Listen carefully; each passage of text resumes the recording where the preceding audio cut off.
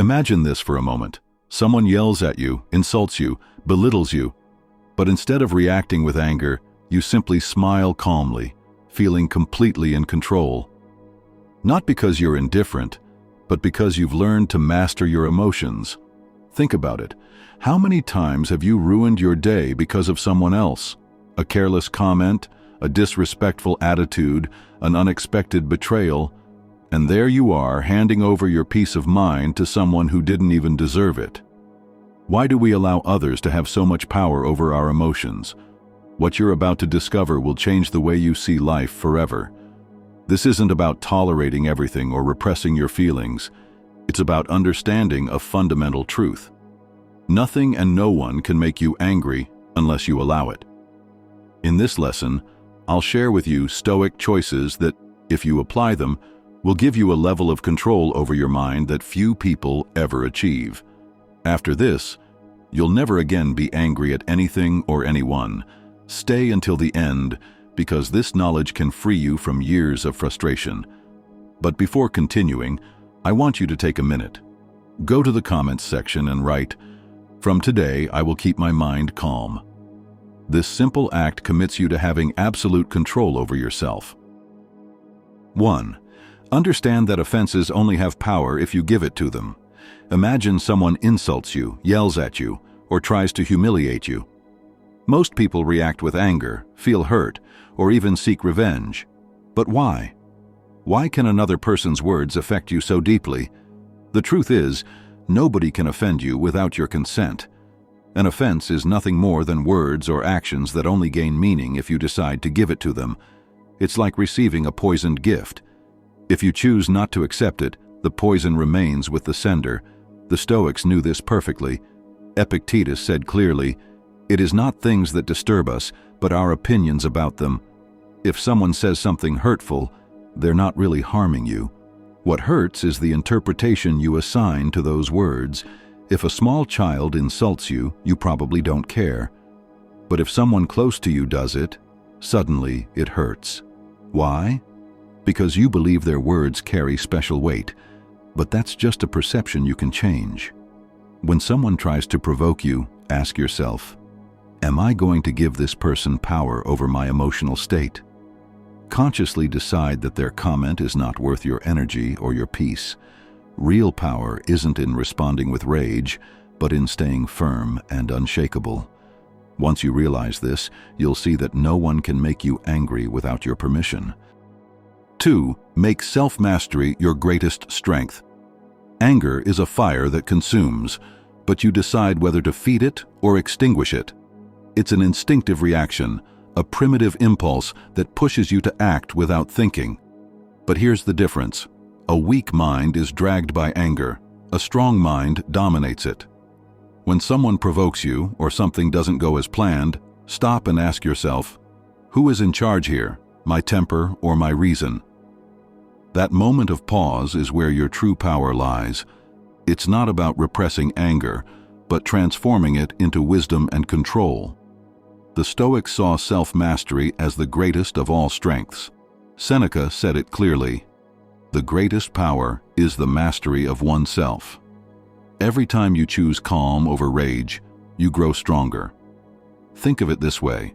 If someone insults you and you react with anger, you've handed them your power. They've manipulated you with mere words. But if instead you remain calm, you prove that you alone decide how you feel and act. That is true power. Imagine a warrior on the battlefield. What makes him formidable isn't uncontrolled rage, but his ability to remain calm and strategic in the middle of chaos. That's how you must be. Make self-mastery your shield. Each time you keep your calm in the face of provocation, you are forging yourself in Stoic fire, becoming unbreakable. Because the true victor is not the one who wins the argument, but the one who doesn't allow anyone to make him lose himself. 3. Lower your expectations of others. One of the greatest causes of anger and frustration isn't what others do, but what you expected them to do and didn't.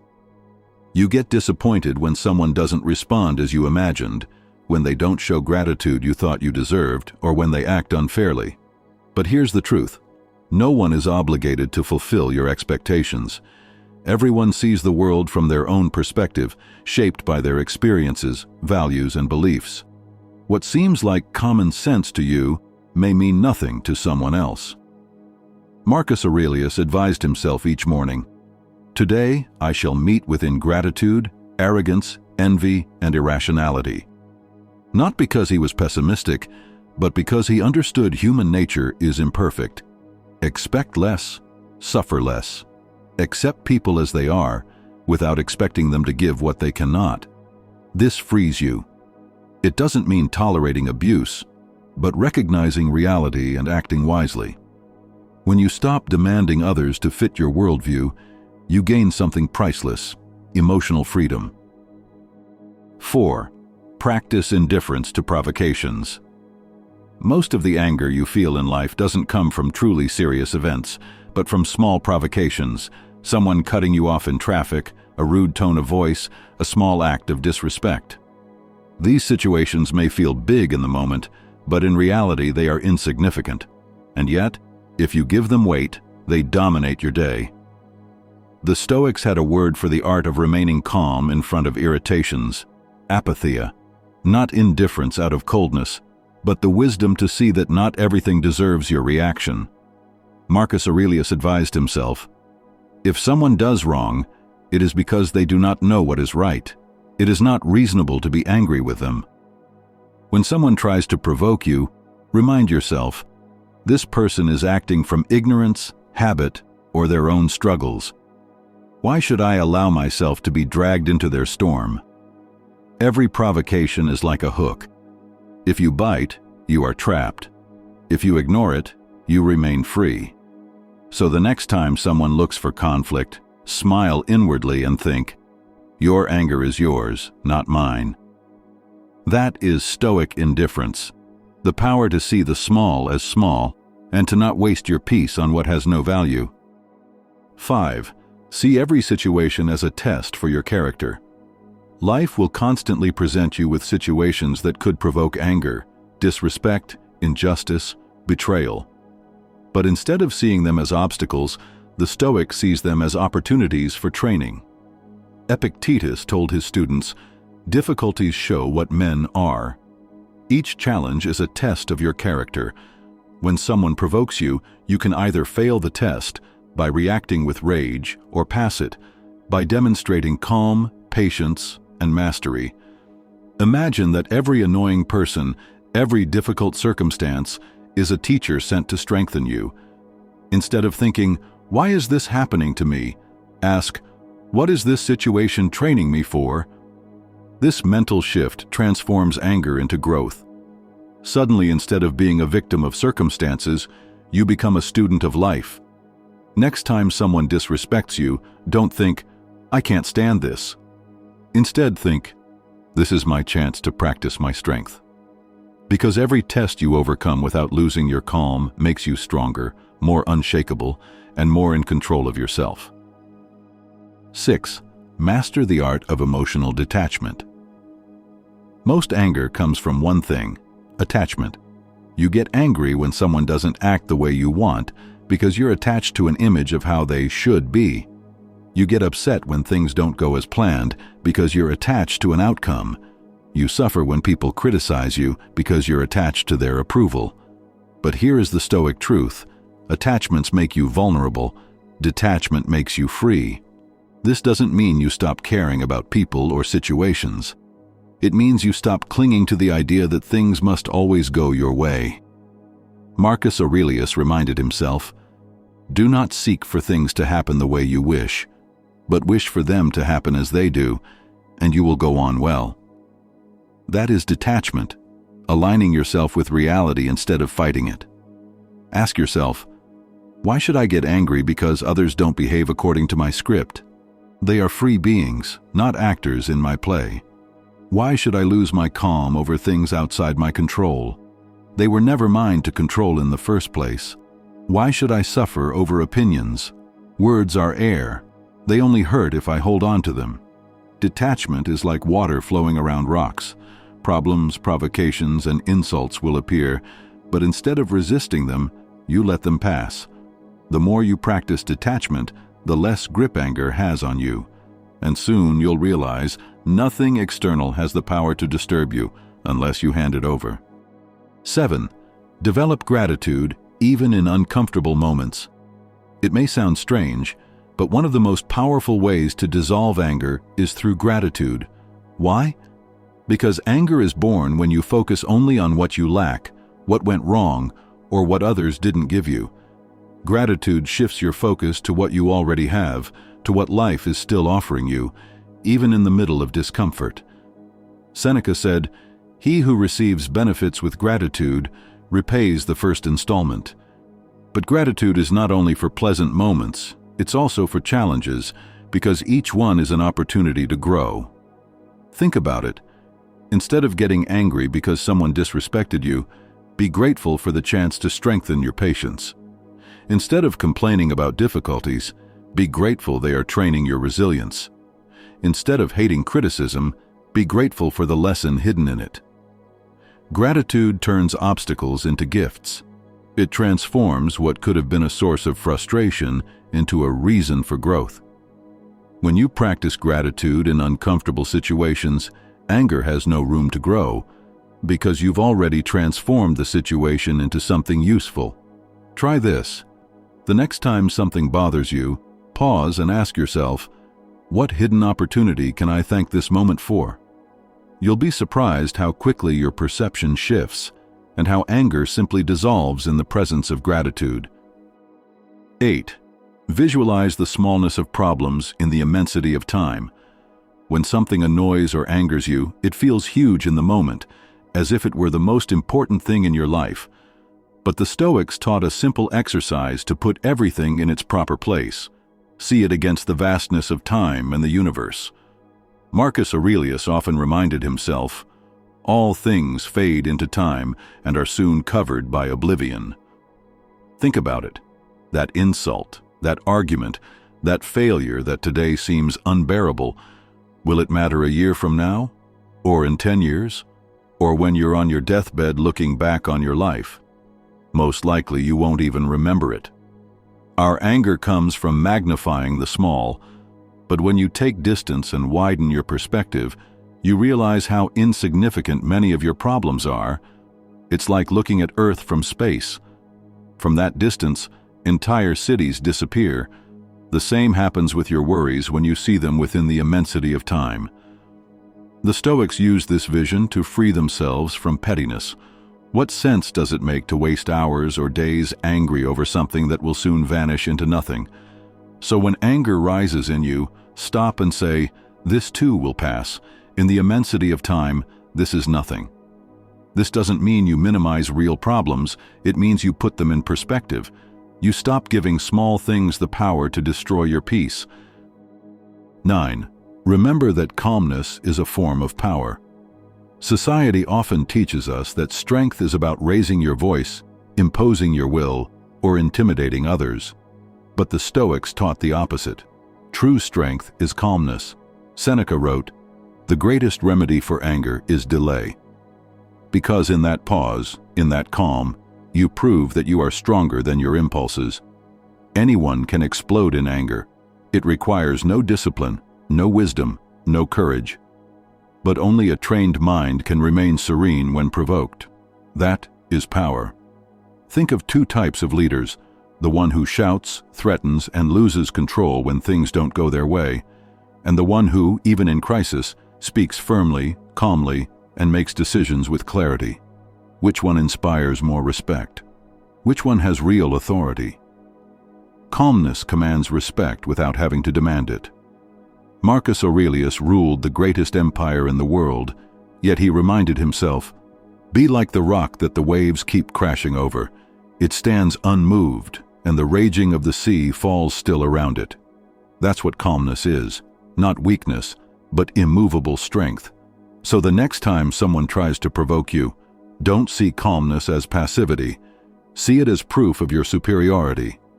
Every moment you remain calm when others lose control, you are demonstrating the highest form of power, self-mastery. 10. Make not getting angry your personal game. What if, instead of seeing anger as something to fight against, you turned it into a game you always win? The Stoics often used exercises of the mind to reframe situations, and one of the most effective is this.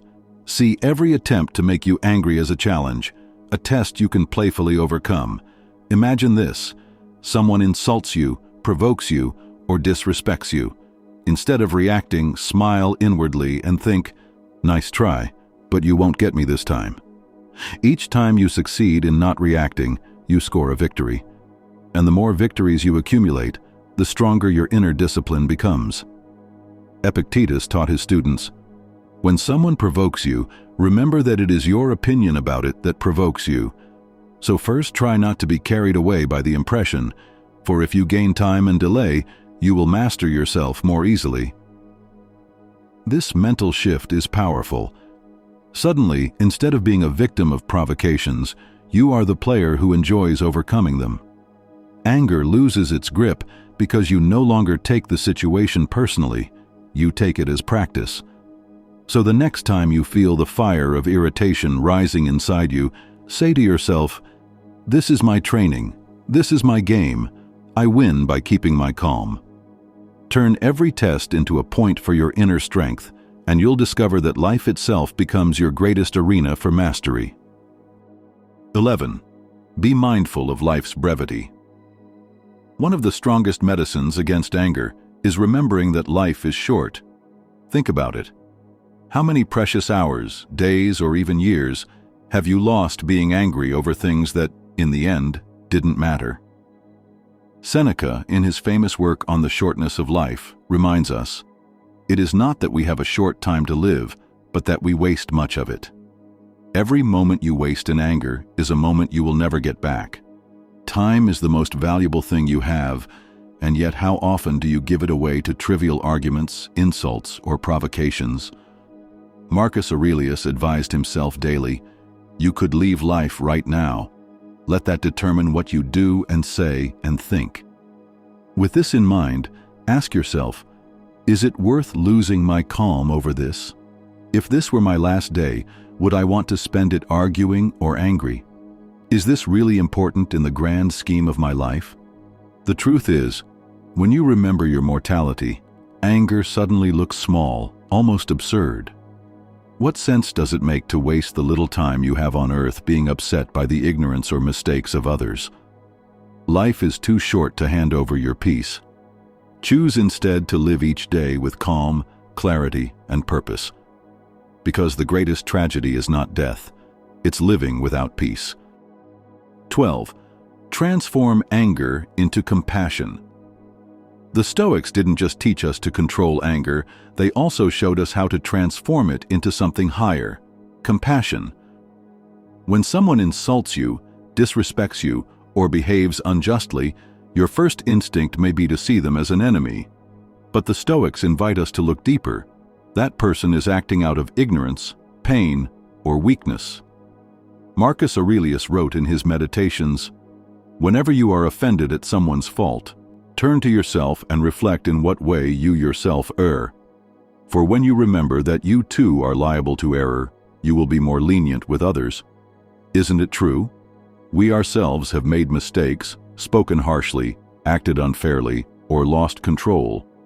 If we demand forgiveness for our flaws, why not extend the same to others? Seneca also said, "To be angry is to revenge the faults of others upon ourselves. But to feel compassion is to rise above, to choose not to be poisoned by someone else's ignorance." Compassion doesn't mean accepting abuse. It means recognizing that the other person is limited, just as we are, that their behavior is a reflection of their struggles, not of our worth. So the next time someone provokes you, instead of asking, "Why are they doing this to me?" ask, "What must they be suffering inside to act this way?" This shift dissolves anger and replaces it with understanding. You stop wasting energy on resentment and instead strengthen your calm. In the end, compassion is not only a gift to others, it's a gift to yourself. Because when you choose compassion, you protect your peace. Now you know the truth. Anger is not caused by others, it is born within you. And if it's born within you, then it's also within your power to stop it. No one can make you angry unless you give them permission.